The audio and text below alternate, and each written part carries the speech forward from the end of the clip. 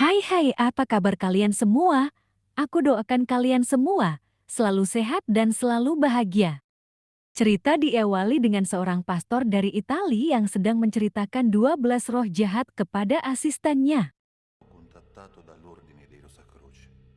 Dan pastor itu mendapat surat yang berikan roh jahat itu sekarang berada di Korea.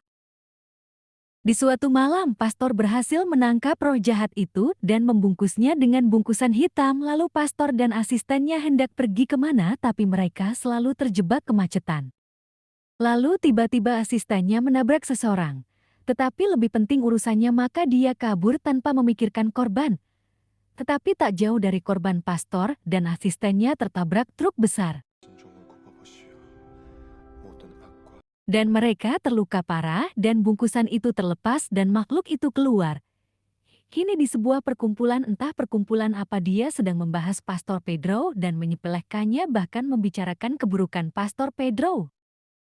Lalu Pastor Pedro datang dan dia menjelaskan kalau yang kerasukan adalah gadis SMA biasa. Dan sebelum pertemuan, Pastor Pedro sudah menemui gadis itu di rumah sakit dan dia memiliki tanda-tanda kerasukan.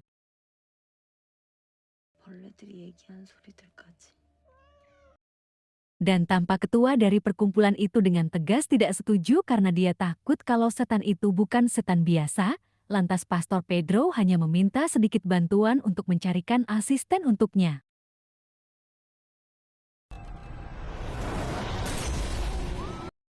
Lalu Pastor Pedro mencari asisten yang dia harus pandai dalam bahasa Jerman dan Mandarin. Lantas terlihat seorang pria yang sangat tidak memenuhi kriteria.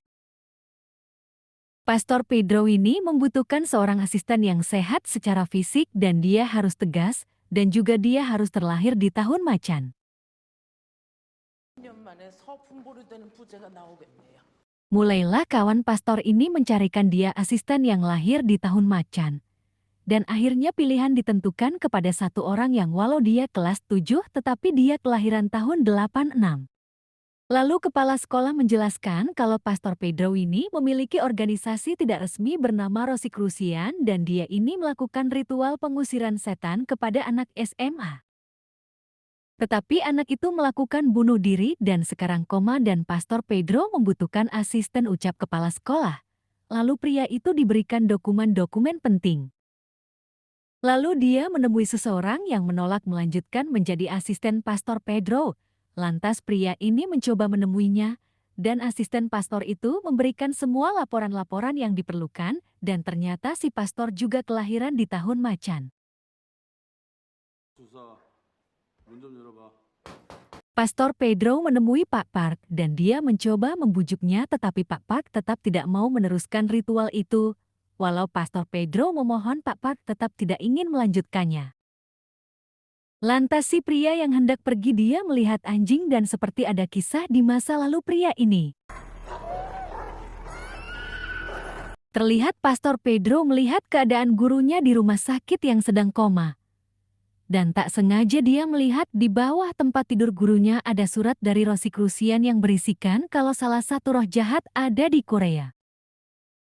Terlihat si pria sedang mengamati semua laporan tentang si gadis yang Shin.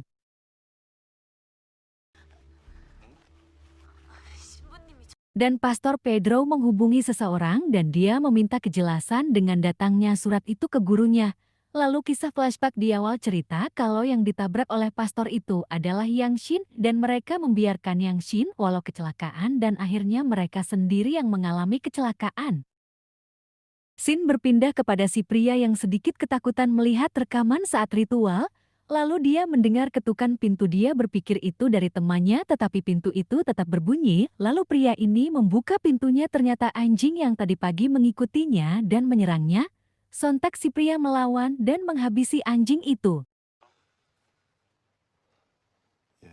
Lantas dia pun terbangun, ternyata hanya mimpi, lalu dia mendapat telepon. Lalu di tanggal 15 Juli itu adalah hari di mana festival untuk para hantu. Lalu si pria bersiap-siap untuk berangkat dan tak sengaja di jalan dia bertemu dengan kepala sekolah dan dia memberi tumpangan. Lantas mereka berbincang sampai akhirnya kepala sekolah mengatakan kalau dia mengirim si pria bukan untuk menolong Pastor Pedro. 김 신부를 도우라고 보내주는 것도 아니고. Dan terlihat Pastor Pedro melihat data-data dan ternyata pastor yang menabrak Yang Shin dia tewas. Ternyata dulunya Yang Shin sangat dekat dengan Pastor Pedro dan Pastor Pedro menganggapnya sebagai putrinya, begitu pula Yang Shin menganggap pastor itu seperti ayahnya. Ternyata si pria disuruh kepala sekolah merekam saat ritual nanti. Lalu si pria menemui Tuan Monsinol untuk meminta bantuannya. Passati più di 15 giorni da quando l'ha spedito. Terlihat seorang perawat berlari menemui Pastor Pedro dan memberitahukan kalau gurunya telah sadar. 부탁한 지가 언젠데? 아니 그게 제가 어떻게 할 수 있는 Dan ternyata pesanan dari Pastor Pedro akan datang besok atau lusa. Lalu si pria menghubungi Pastor Pedro, tetapi si pria justru terkena omelan dari Pastor Pedro. Lalu si pria menemukan ide. Sin berpindah ke Pastor Pedro yang hendak menemui gurunya dan suster mengatakan kalau baunya sangat busuk. Dan Pastor Pedro yang peka dia menyuruh suster itu pergi dan hanya dia yang akan menemui gurunya. Dan ketika masuk ruangan, Pastor Pedro melihat nafsu makan gurunya sangat besar dan itu tidak normal untuk manusia yang baru sadar, dan Pastor Pedro langsung melakukan ritual kepada gurunya. 시키기 위하여 세상을 떠돌아다니는 악과 Sin berpindah kepada si pria yang ingin menemui Pak Park, tetapi Pak Park sudah pindah dan si pria menanyakan peliharaan Pak Park. 아 이제 겨우 Dan si pria membawa babi itu untuk ritual karena itu pesanan dari Pastor Pedro. Lalu si pria juga membawa bel dari Francisco untuk ritual. 꼭 필요하다니 어떡합니까? Dan si pria ini sangat mencurigai Pastor Pedro karena kepala sekolah mengatakan yang tidak benar. Lalu si pria pertama kalinya bertemu dengan Pastor Pedro. Lantas Pastor Pedro menanyakan semua tentang si pria. Keluarganya bahkan saudara si pria yang sudah tiada. Pastor Pedro yang kurang ramah sempat membuat si pria kesal. 달랑 남았는데. 이놈이 신부가 된. Tanpa bercerita, Pastor Pedro sudah mengetahui semua kisah si pria, tetapi si pria tidak terkejut karena Pastor Pedro adalah pastor eksorsis. Dan dengan santainya, Pastor Pedro menawari si pria minum bersama. 그럼 그냥 잡으시면 되겠네요. Dan terlihat Pastor Pedro pamit kepada adiknya. Dan si Pastor Pedro memarahi terus-terusan si pria karena dia akan berurusan dengan hantu berumur 5.000 tahun, maka si pria harus fokus. Dan terlihat ritual pengusiran hantu dilakukan oleh biksu ternama, tetapi tampak anggota dari biksu itu kelelahan. Dan terlihat dari ayah si gadis tidak setuju dengan ritual itu dan menyalahkan si pastor. Ritual dari si biksu terus dilakukan tapi tidak menemukan hasil sampai akhirnya anak yang koma itu keluar dari raganya dan menemui si pastor yang sedang menunggu di luar. 그래.